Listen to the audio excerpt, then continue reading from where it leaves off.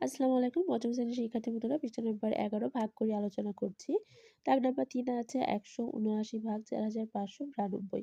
যেহেতু ৩ সংখ্যা আছে, আমরা ৩ সংখ্যার ভিতরেই ভাগটা করব। তো আমরা ২ নিচ্ছি। ২ নিলে ৯ দুগুণে ১৮ র ৮ হাতে থাকে ১, ৭ দুগুণে ১৪ ১ ১৫ ৫ হাতে থাকে ১, ২ একে ২ আর ১ ৩।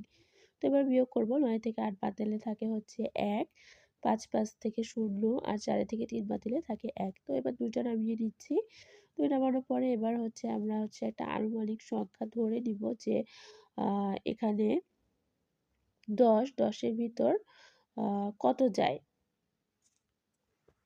তো আমরা ৫ নিয়ে নিয়েছি। ৫ নং ৪৫ এর ৫ হাতে থেকে ৪, ৫ সাতা ৩৫ আর ৪ ৩৯, ৩৯ এর ৯ হাতে থেকে ৪, ৫ একে ৫ আর ৪ ৯। তো এবার বিয়োগ করে দিব।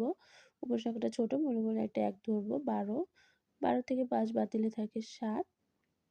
সংখ্যাটা এখানে যোগ করব। ৯ আর ১ ১০। তো ১১ থেকে ১০ বাদ দিলে থাকে ১ আর হাতে যে ১ ছিল সেটা এখানে যোগ করে দেব। ৯ আর ১ ১০, ১০ এ ১০ মিলিয়ে গেল।